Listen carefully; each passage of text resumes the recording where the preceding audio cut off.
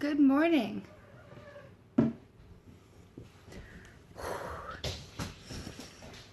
I always say that. I, a while ago, have said that I was going to make a YouTube video talking about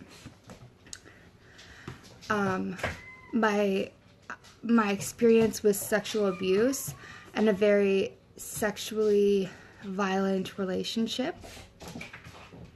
I was going to make a video talking about my experience with that and how it's affected me now and how I'm working on it. Because I know that I'm not alone. Except now I hear that my baby is awake. So give me a moment.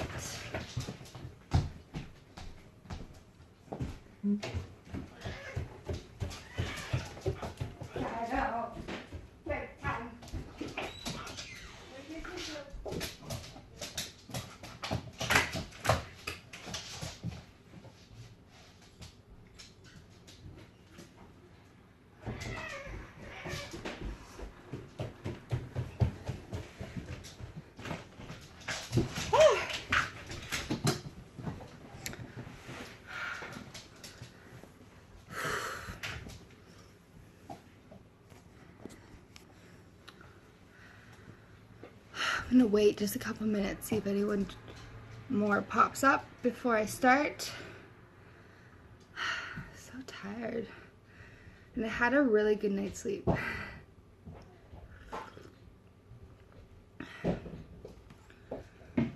my God. Okay.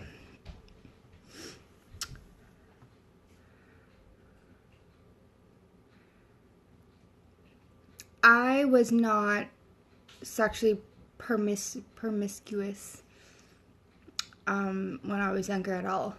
I learned about sex at a very young age. My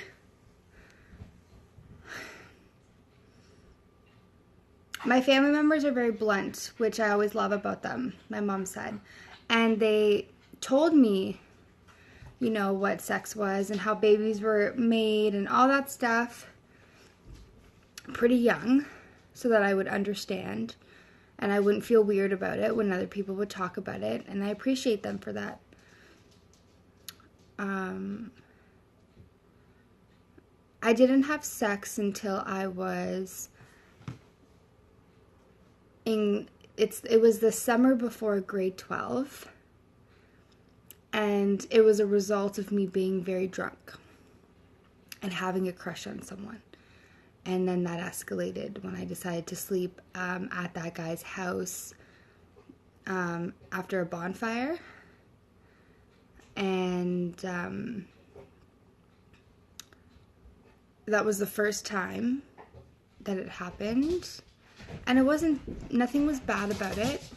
I honestly don't really remember, which is horrible to say, but I was 16 or 17. I don't remember if it was before or after my birthday when that happened, but that was the first time that I did have sex. After that, I didn't have sex until my first boyfriend. Now, my first relationship was extremely sexually violent, very manipulative, chaotic, and it's taken me years to even regain some of the memory from that time in my life because it was so bad.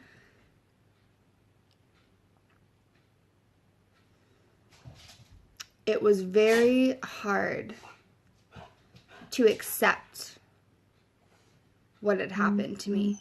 And for a very, very long time, I decided that I was going to use drugs and I was going to forget about it. Now, in this last year, I have thought about that time in my life more than I've ever had since it's happened. And a lot of things have come to my realization about how it all came. And what I do want to point out is this person that I'll be talking about. I'm going to give him another name. We're going to call him We'll just call him Bob. Alright? I don't think Bob really understood what he was doing at that time. I think I don't want to make excuses for him because I don't do that. I think he knows exactly what he did, but I don't think he realized the amount of damage that it would cause. I think he thought that he was being sneaky and smart.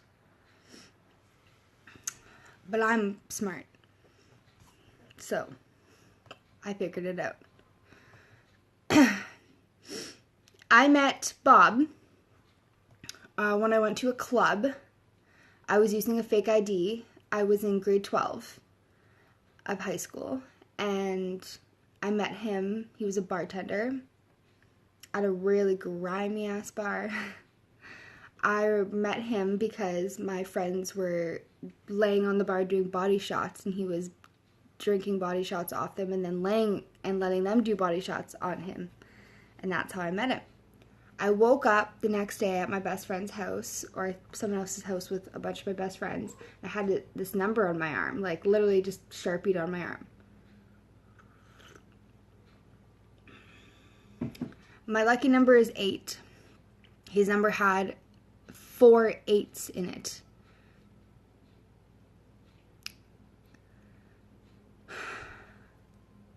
I took it as like a sign, you know. Back then I was still my spiritual self, very superstitious. And I was like, oh my God, it's a sign. Maybe I should just text him. So I did, texted him. Told me he was going to college. And he was becoming a firefighter and all this stuff, which I found out later was a lie. He was not enrolled in Algonquin College. He was definitely never interested in fighting. But we ended up talking for like a few days, and things got flirtatious, and I was intrigued. At that time of my life, I wasn't looking for a boyfriend. I had interest in guys where, you know, you would text and flirt, but it never went beyond there, and it was mostly my fault because either I would just get like freaked out by relationships in general, or I would get bored and I'd be like, you know what, like, you're actually becoming really annoying and I don't want to talk to you anymore. I was fucking savage. But I didn't have not that I didn't want a relationship, but I really wasn't interested in it at that time because I just didn't even know what I wanted, and I always found a flaw in someone. But Bob,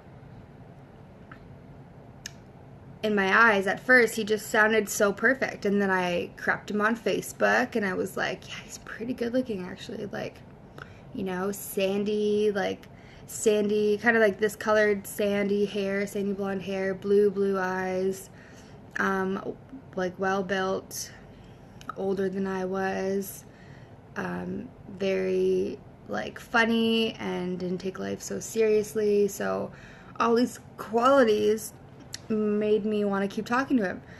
And then he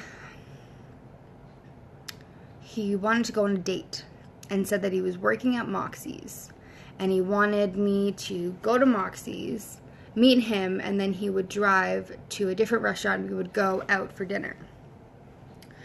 So my 17-year-old ass went to Moxie's, waited outside for like half an hour, then went inside, and they were like, oh, Bob left like an hour and a half ago.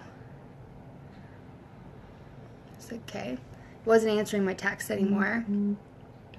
So I called my best friend, my guy best friend, and he came and picked me up, and he was mad at me that I even did that, but I didn't know that he was going to obviously like flake like that. So yeah, so at that point I was like, nope, we're done, like, good try but no. And I don't even know how he convinced me, but he convinced me to give him another try. So we did, and I went to his house, and took me four-wheeling, and it was I just remember it being one of the best dates that I've ever had, to be honest. And I fell very deeply in love with him probably by the first time. And we just kept hanging out.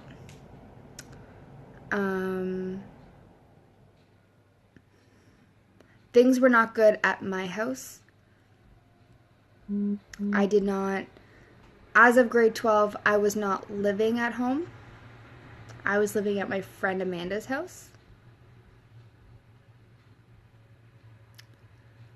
I won't go off about why I wasn't living at home, but I do have an addict that lives in the home, so I didn't want to be around it, so I moved out. And since I had Bob in my life, I started staying at his house more, and he would drive me to school or drive me to my co-op, because in grade 12 in the last semester, I just had full day co-op at a hair salon, so he would just drive me there that second, but the beginning of a relationship, he would just drive me to school. I gave him my full trust, and because I gave him my full trust, I didn't see any of this coming. I really didn't see any of it coming. I thought he was always loving and always loved me. And I don't doubt that he didn't love me. I just think that he loved me, but also underestimated my naiveness, and then constantly tried to manipulate me back to the relationship that we had in the beginning. He lied about a lot of things. We did drugs. We were doing MDMA often, ecstasy. We smoked weed every time we hung out and got drunk.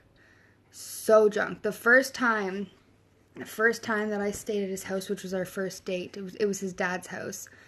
And the first time I stayed there, he put on like these like neon lights that flying everywhere and basically made like this room into like a fucking club. And we were just taking shots and shots and shots, and he just wanted me to drink so much, and I ended up throwing up everywhere. And I woke up the next day and I had his clothes on, like newer clothes, because I threw up on myself, and there was throw up in a basket beside the bed. And I just like looked at him in the bed like, oh my God, I'm so sorry. I was like, did we do anything? Like, I don't even remember what happened. He's like, no, we were drinking, everything was good, and then we got into bed to go to bed, and then you just started to throw up on the side, and I just changed you. Like, I gave you your shirt, you put it on yourself, and I was like, okay, cool. Like, sorry, my bad. And that was kind of our thing since day one, is we would hang out together and just get fucked up, like really, really drunk, or do M and go on these crazy adventures. And we actually didn't have sex until maybe 4 months into a relationship. He didn't ask me to be his girlfriend until we went to his hunt camp, and that was probably like 2 months in of like just like having like little dates here and there and hanging out here and there. And he made it very special the way that he asked me out. He took me up top on this like hunt camp stand where you're way up in the air in the middle of a field, and it was nighttime and we're looking at stars, and he asked me. One thing about Bob is that he knew how to be that Prince Charming, which really like fish hooked me right the fuck in. So he asked me, and then he told me that night actually that he doesn't have sex with his girlfriends until like 4 months in. And I believed him. Although he said he doesn't have sex until 6 to 8 months, but we had sex as of 4 months.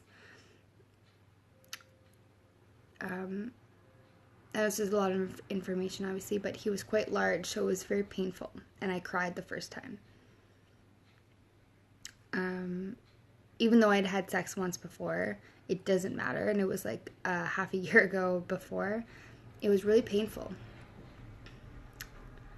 The first time we had sex was the only time that he was gentle about it. It was the only time. After that, sex became a chore with him and a task that I had to do. And he started to make me feel bad if I didn't want to have sex with him. And then I felt bad because I felt like I was being some kind of bad girlfriend, because that's what he made it seem like I was doing. The way that he worded his words made it seem like if I wasn't having sex with him and enjoying it, then I didn't love him. And then that he would cry and make it seem like I was hurting him.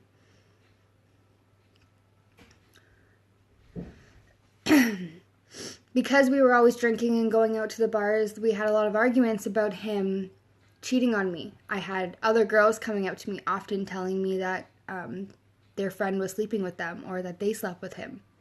And he would call them crazy and psycho in front of everyone and say no.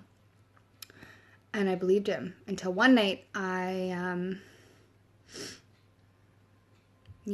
that's what I'm talking about. If you've just tuned in, I'm going through, I'm talking about a very sexual, abusive, and manipulative relationship, which was my first relationship when I was younger. So if anything triggers you, I just know that it's okay if you need to go off, log off of here if I say something that triggers you, because I get it. But this story is not nice.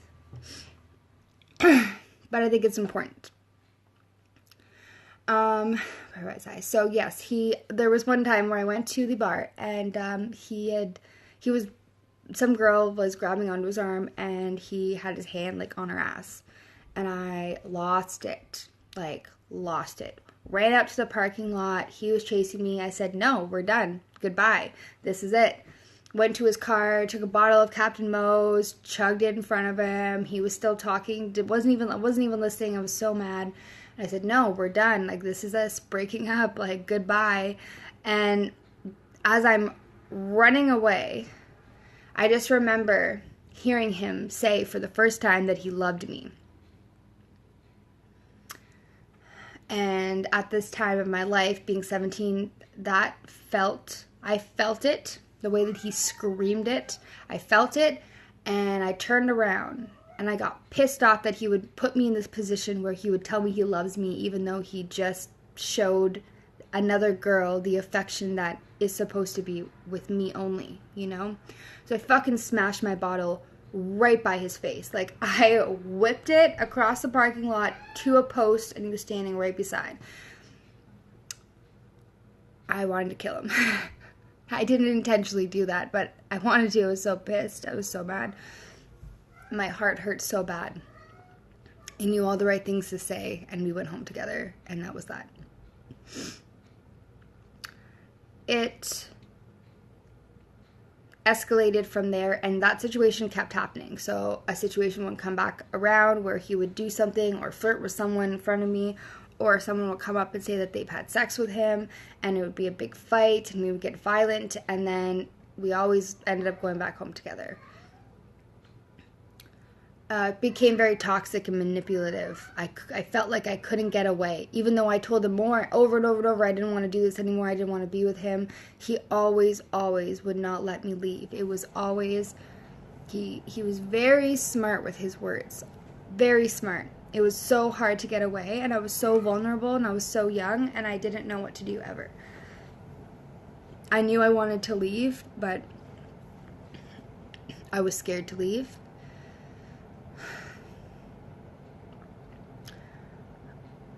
The sex started to get extremely painful. He started to wanting to experiment. And I wasn't even comfortable having normal intercourse in the missionary position. It was painful. Sometimes I would cry, and he would put a pillow over my head so that he could finish. Sometimes I would wake up in the middle of the night, and he thought it would be funny to tie me up to the bed and leave me there until he was ready to have sex with me.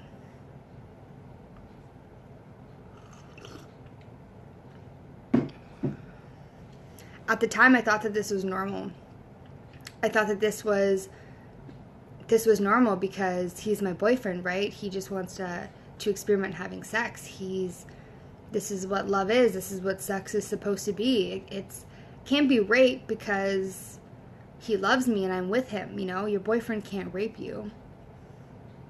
Yes, he can. Yes, he did. For a whole year. I wanted out so many times. People would see us together and say, you guys are such a good-looking couple. Oh my God.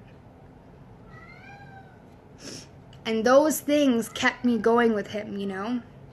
The fear of losing this good-looking man who's so perfect in other people's eyes made me forget about all the shitty shit that he ever did.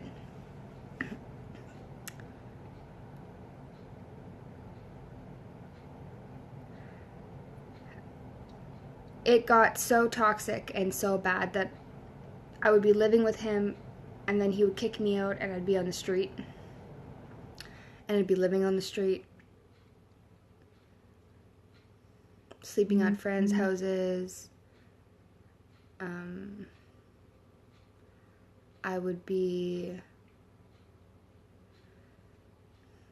I just carried a backpack around with me and basically just going to high school, getting off high school, figuring out where I was going to get wasted, get drunk, see if Kevin wanted me home that day or didn't want me home. There was a period of time where he dated somebody else and he'd moved into a new house and I was living with my friend again, and then he wanted to hang out one time. We hung out one time and he roped me back in and ended it with that girl that night and had me over and we slept together that night. I think we ended it for like 2 months, and then it took one day to see him and I was roped right back in. I had almost gotten out, but he made me seem like we were so good.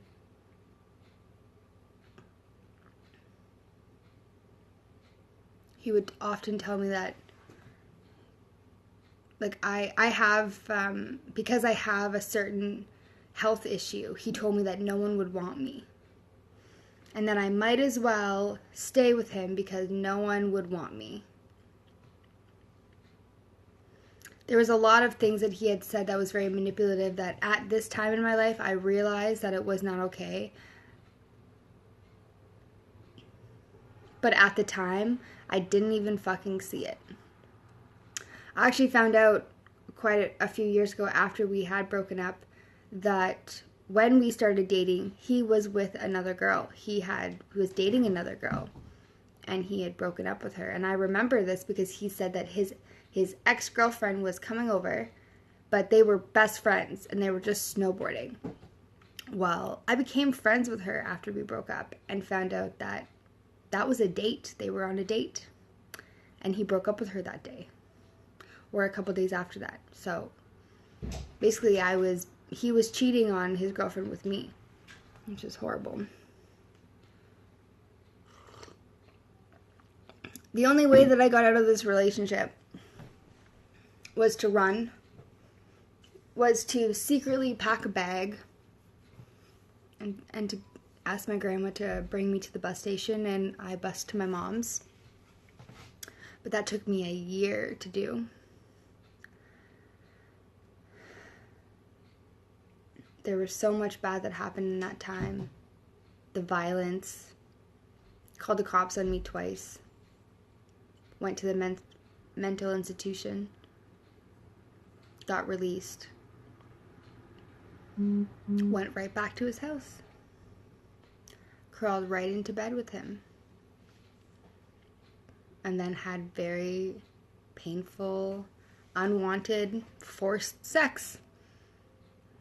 It's crazy because so many people at that time in my life probably was like, why is she doing this? Why is she wanting to go there and get that? It's manipulation at its finest. It's the fear of, who am I if I don't have him? You know, because he's told me, I'll be nowhere. I'll have nothing. No one is going to want me anymore. No one's going to love me like him. I will never, ever have what I want unless I'm with him. And when you get told this every fucking day, you start to really believe it, especially being so young and not having your family around and not having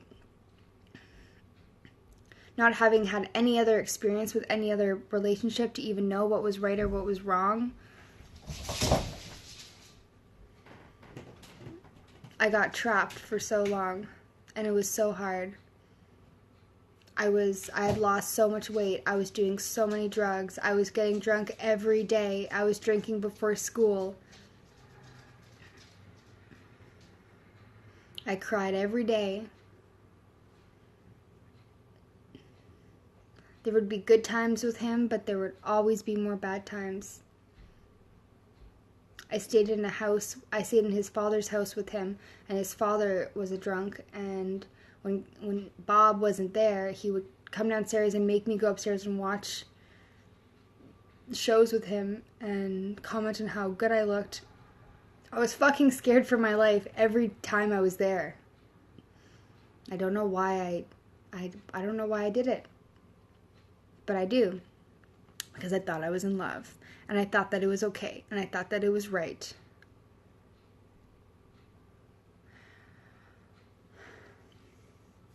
After I left him, he had followed me and came down to Temiskaming and showed up at the bar with flowers and a teddy bear.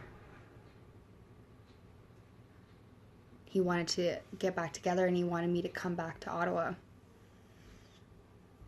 And at that time, I had noticed that he was talking to somebody, some girl was commenting on his Facebook, and I was like, "Don't you have a girlfriend?" He says, "No, she's just this girl that never left my house after this one time we had sex." That's the kind of shit that he says.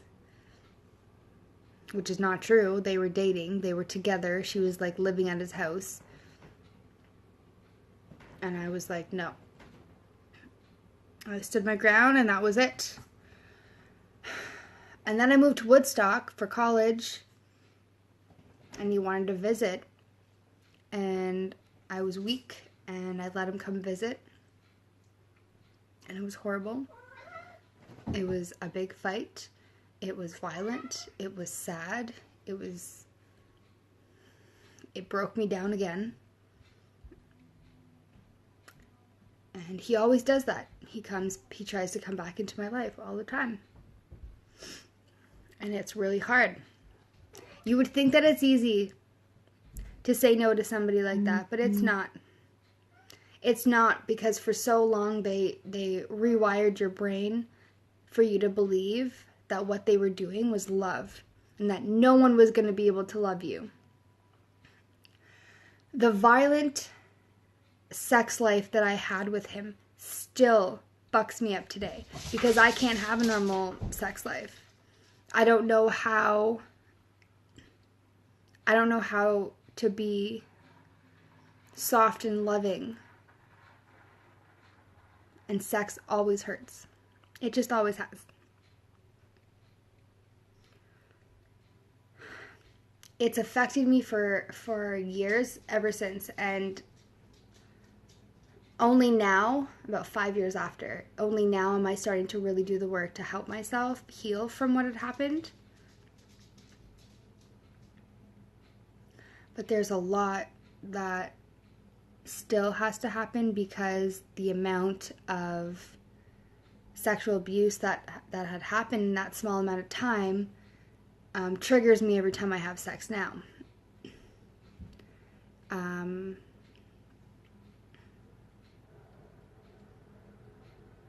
If you are in a relationship with a man or a woman who make you have sex anyway when you're not in the mood and when you don't want to, and they say that we're in love, we're supposed to have sex, I want to be the one to tell you that that's a fucking lie, and that sex is supposed to be shared by both parties. And if one party is not in the mood and does not want to, then you're not fucking having sex. Because it's not genuine. Because it's not both wanted. I don't care if you're in a relationship or married. Marriage or being in a relationship does not give you the right to have sex with your partner anytime you fucking want. That's not how it works. I realize that now.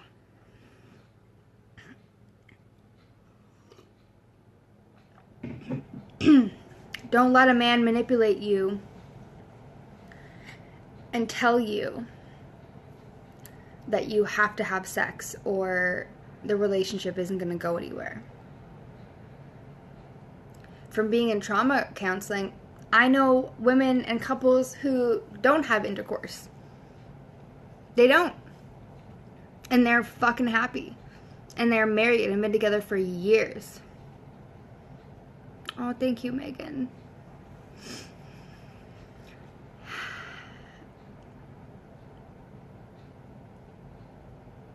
Being in a very sexual, manipulative relationship was necessary for me because I've learned a lot now. At the time, because I was dealing with depression and anxiety, and I was very suicidal. That's half the reason why he had called the cops so many times. Is I constantly was trying to kill myself. I tried to commit suicide multiple times. My friend found me once under a tree, and I had slit my wrists, and I went to the hospital then. I got arrested multiple times. I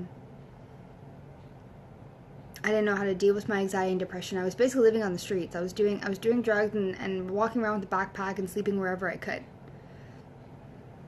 And this was in high school. This was the end of high school.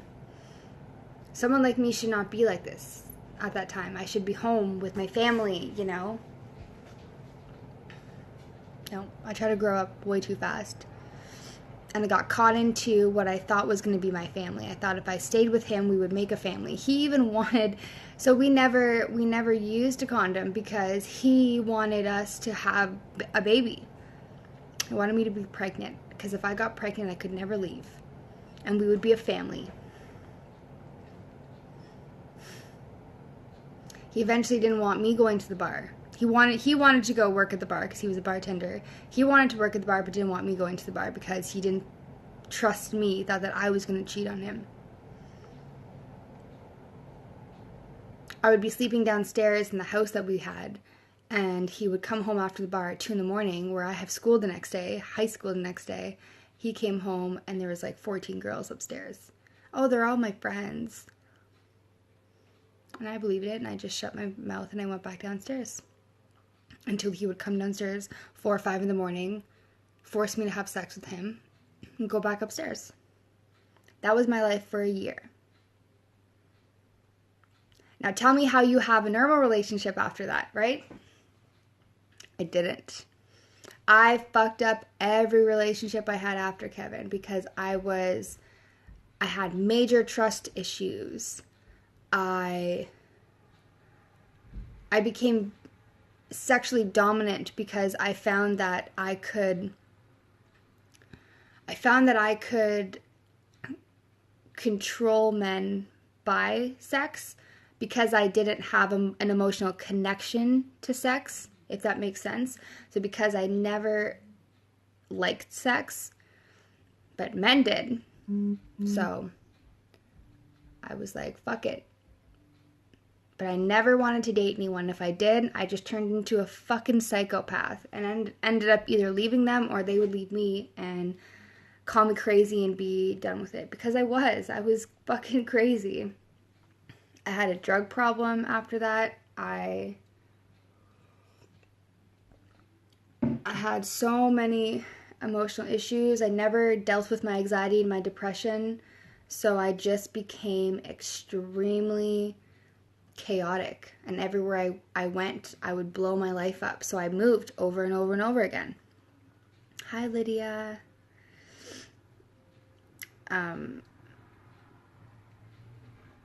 It was extremely hard to leave that relationship, but as much as I get scared when I think about moments when I was back with this man, it taught me a lot. It taught me a lot. It taught me what I didn't want and what I can't accept anymore. It taught me that I'm just worth it in general. I should be able to have a normal sex life, which is what I'm working on now. But for years, I didn't. I'm 24 years old. I have a child. I've been in quite a few different relationships. Not once have I ever enjoyed sex. I enjoy it. I don't dislike it now as much because I've been working on it. But from the beginning of when I started to have sex with Bob, like I said, I cried. I cried every time we had sex, and he would put a pillow over my face or make me look at the wall, play loud music so he couldn't hear me cry, told me that it's okay to cry, that it turned him on, that I was in pain, so he just kept... It was like no matter what kind of emotion I would show him to show him that I really wasn't enjoying it, it turned him on. So then I just started being this blank body that he could have sex with. So, because maybe if I was just emotionless, it would be boring and he would get it, or he would stop, or it would be quicker. I was making excuses for him, and I was trying to still change myself so that we could fit, so that I didn't have to be alone.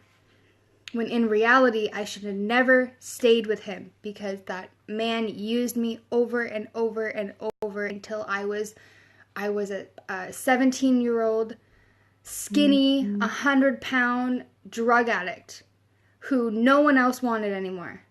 And when he was done with me, he threw me out like I was fucking trash. And then still to this day, he sometimes will try to message me and bring me back in. You're so beautiful. I miss you. Let me meet your child. Like, what the fuck? No. The amount of fucking counseling I have to be in because of that. And that's not just that's just one sexual experience. I've been raped. That wasn't even a part of that. Try to have sex after all that shit. My point to this video, though, is that I'm working on it. And it's working. The things that I'm doing is working. And you do not need to be ruined for the rest of your life. That is what I'm learning. Because I used to say that all the time. I'm just ruined. Sex will never be okay for me. I'm just ruined. No. I have taken this year especially to full on fucking dive into these traumas, to relive them in my brain, let these memories come back, and every day I get more memories of what he's done to me and what he said to me and what he's manipulated me to do. And every single time I think about it, I release it, and I deserve a normal sex life. And so does anyone who's been through an abusive relationship, or a very sexually abusive relationship, which is what I was in. And everybody deserves to feel loved and to enjoy sex. And it's going to take a lot of work, but it's important that you know that you deserve it. And that's why I wanted to make this video. I said that I was going to make this video like a long time ago, and I forgot about it because I got distracted, but it is so important for people to know that you're not alone and that this does happen. And a big thing is, I always keep saying this, you can still, just because he's your boyfriend or your husband doesn't mean he can't rape you. All right? Giving him that title doesn't mean that he can do whatever he wants to you when you go into the bedroom. That's not how it works. That's what kept me so blinded for so long, was that he was my boyfriend. He's not raping me. He loves me. No, he loves to have sex with me while I cry. He loves to have sex with me while I'm in pain. He likes to have sex with me when I'm when I'm broken and I can't move. He likes to torture me. Over and over and over. That's what it was. Sexual torture over and over and over. I felt like I was a fucking porn star. Like I had been taken from my home, and that's all I was good for now. Because it was every day. He was a fucking nympho. It was every day, 3 times a day, over and over. I know this isn't a lot of information, but this happens all the time. Even from women. Even women are 100% just as capable as being sexually manipulative.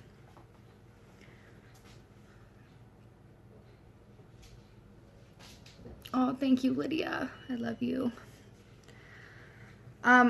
There's a lot more that I want to get into, but I wanted to focus this video specifically on sexually abusive relationships, because I think a lot of people don't talk about it, but, and I didn't talk about it for years, obviously.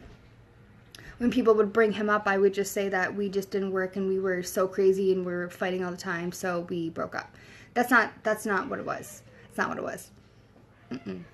Nope. There was so much going on at that time in my life that I didn't realize what it was, even though I knew that it wasn't okay. But thank you. Thank you guys for joining me on this early morning.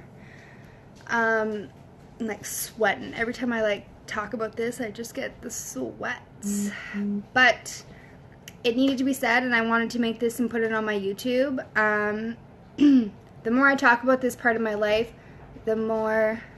Yeah, it is, Steph. You know what? I saw you join on here, and I was like, oh my god, she is gonna listen to this, and she knows exactly who it is. Yeah. I don't know how much you've known, but what he did, I'm calling him Bob. What Bob did was very sexually abusive, over and over and over and over and over again. And it's fucked me up till this day. And he still tries to come into my life. But I'm stronger now. It's funny because I think he still thinks of me as this like very easily manipulative or easily manipulated young scared little girl. But I'm a fucking ferocious bitch, and I'd probably beat the shit out of him if I saw him ever again. Hands down. What he did was not okay. And in the beginning of this video, what I did say too was I don't think he realized the extent of the emotional and sexual and physical damage that he was doing to me. I don't think he really realized it. I think that he just thought that it was love. I don't think he knew how to purposely show love, and I'm not trying to justify his actions at all. But I do now understand how he could have done this unintentionally, but at the end of the day, he still fucking did it, and you have to take credit for your actions.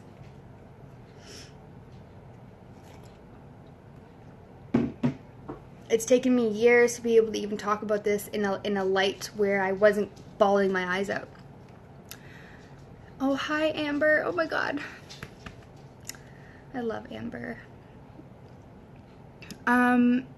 Yes, it's abusive and sexually abusive relationships happen way too often, and they're always so closeted, and no one ever talks about it because they're scared. For me personally, I was always scared that people were gonna think that I was lying, or that Bob was going to come up with a better lie and change people's opinions to believe him. There was one incident where I was living in Bob's house, and I had all of my friends over, and they were smoking weed in the garage, and I was downstairs, and Bob came down and said, oh my God, let's just call this friend of mine Lynn. Okay, we'll call her Lynn. Lynn totally just told me that she wanted to have sex with me, and I'm just telling you, Lexi, that this has happened like a bunch of times where she's told me that she wanted to have sex with me. Me, being fucking fire sign, I fucking ran up the stairs, busted through that door, and lost it on my friend. Lost it. And I will never forget the panicked look that she had in her face. Like, she was like, what are you talking about? I never said that I wanted to sleep with your boyfriend. What the fuck are you talking about, Lexi? And I looked at Bob, and he said, I never told you that. I never told you that. This is one of the many times where he painted a picture to all of my friends of who he thought I really was. And I lost all my friends. I lost every person. Either because I was emotionally unstable and pushing people away at the end of our relationship, and then in the beginning he just made me seem like some kind of crazy, jealous fucking bitch, even though he was planting it. He was gaslighting me over and over and over again.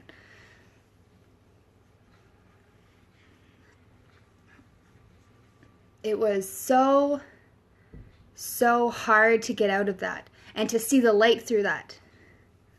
When I had no friends and no family, you know, my family was not doing good. My family had shunned me out because I had shunned one person who was dealing with addiction in my household, so I didn't want to live there anymore. 17 years old, moved out of my house, living in Ottawa, on the streets, backpack, friend's house, this friend's house, doing drugs, alcohol, dating a guy who fucking is literally abusing me in bed every fucking day, 3 times a day.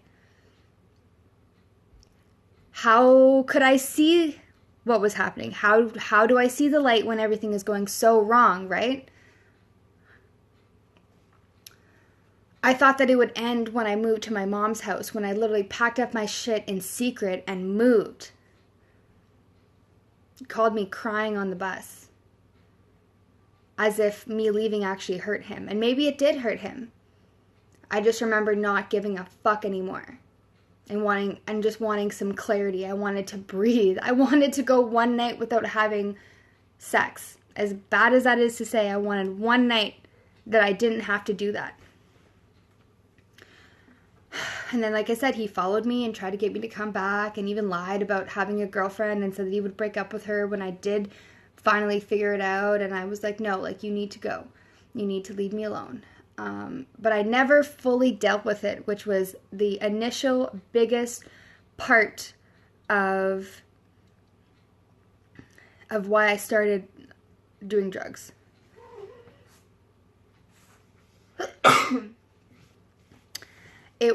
I started doing drugs to forget that part. I was so embarrassed. As much as he did a lot, I was a reactor. I reacted very dramatically to everything.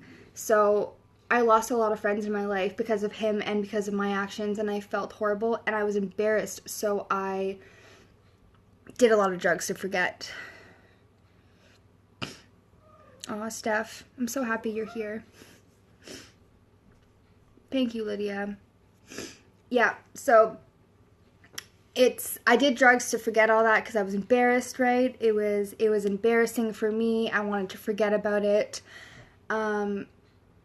So I did, and I did drugs, and then I met Zach. And when I met Zach, he was so sweet, and probably one of the only people that, before Ryan, before my boyfriend now, Ryan is very similar. Ryan is the best person I've ever had in my life, hands down. But when Zach came into my life, he treated me so gently and loving and nice, and I never had that before. And I had dated a few people in between the first relationship and Zach, but it wasn't as sweet as like when I met Zach, and Zach was so sweet. When he passed away, I felt like I was never going to find someone like that again. And it was hard because I had ended it with him maybe 2 weeks before he died, because I was moving to Woodstock to go to college for hair school, and he was getting really, really like sad about it, and I thought that maybe I had to do that so that he didn't have to like miss me so much. I don't know. I I had all these excuses, and I thought I was doing the right thing, even though when I broke up with him, I cried so hard, and I didn't want to do it, but I did it, and he was so sad, and it broke my heart, and then he died, and that really fucked me up, because I felt like I was never going to find somebody who looked at me as not like some fucking sex toy. Somebody who looked at me and actually saw in the depths of my soul and loved me for me. It broke my heart losing him. And I should have... He always hated that I did drugs. He hated it. And I should have stopped then, and I didn't. That's where my drug problem got real bad. Really bad. It is so hard to see the trickle effect that happens from your first relationship when you're in an abusive sexual relationship, to see how that trickles down, and it has affected my life. Even though I didn't see it like that, I saw it as it was me constantly just like not learning these lessons, or it was a different situation and blah, blah, blah. I never dealt with what had happened with Bob. Never dealt with it properly. Therefore, I left a trail of fucking chaos no matter what province I lived in. Took me a long time to even be able to talk about this with confidence. Because it's hard to come up and tell people that you don't like sex, you know? I always felt like I would be casted out as weird if I said I do not enjoy sex. But it's not that I don't enjoy sex. It's that I've never been able to learn how to enjoy it. No one's ever given me a chance or taught me how to love that. Because my first boyfriend didn't want me to love sex. That didn't turn him on. What turned him on was my pain. So no one taught me how to do that. So I had to start to teach myself. And that's where this journey has led me.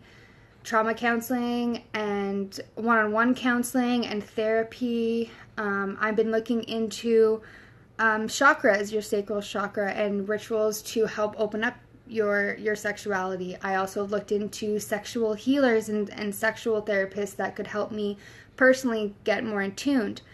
And I'm already opening up so much more and feeling more comfortable, especially because I have Ryan, and Ryan is just the love of my life, and he's so patient with me and loves me no matter what. No matter what. And I love him so much for that, for being the patient person that I needed in my life. I think that's why a lot of my other relationships didn't work, is because I needed them to be patient with me. And I think that got people very sexually frustrated. I actually was labeled a tease a lot because I didn't want to have sex, which is great, right? Let's just throw that on there too. But they didn't know. They didn't know the background of my history. I didn't tell anybody.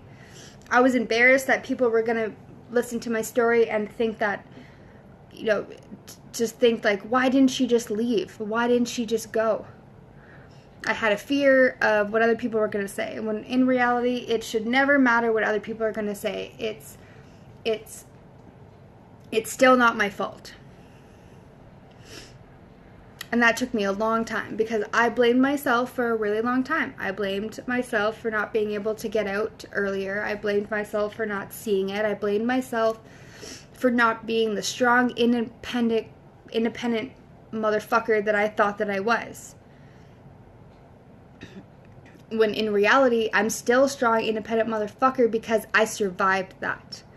And at 24 years old, I have dealt with that. And I have found love. Despite what he ever said, that I would never be able to find that with anyone else. I fucking found it with someone who is amazing. I have a child. I have a home. I love my life. He was wrong. He was always wrong.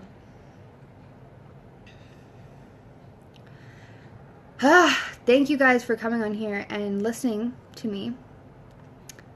I'm going to post this on my story. I'm probably going to get some unfollowers from this, but that's okay.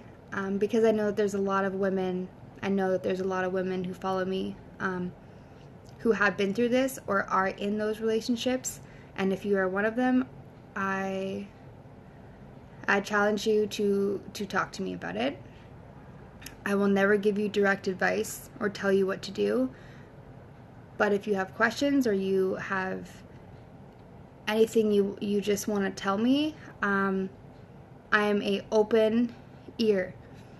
And that is it. I can shut my mouth and I'll be an open ear, but it's good to get it out and it's good to talk about it, especially if you're having some doubts. Thank you, Steph. Thanks, Lydia. Thank you guys for joining me. Okay, I'm going to peace out. And then I'm going to go to the group, Lydia, because I can see all, like, the pops. I can see everyone's popping and just fucking talking about shit. And I'm like, oh, my God, I'm missing some juicy shit over here. So I'm going to go and tune into the group and do some readings. Lydia, I'm going to do your sun reading. Well, actually, you're a triple Virgo, so I might as well just do I'll send you all the pages of the ascending moon and the sun, which makes it super easy for you. So I'll send you all that, and I'm going to go get my child up, and I'm going to post this, so if you've missed the beginning of the story, it'll be posted for 24 hours, and I'll save it, and I'll also upload it to YouTube, unless it gets taken down, because I talk about some really sexual things, but we'll see. Love you both. Have a great day. I will see you guys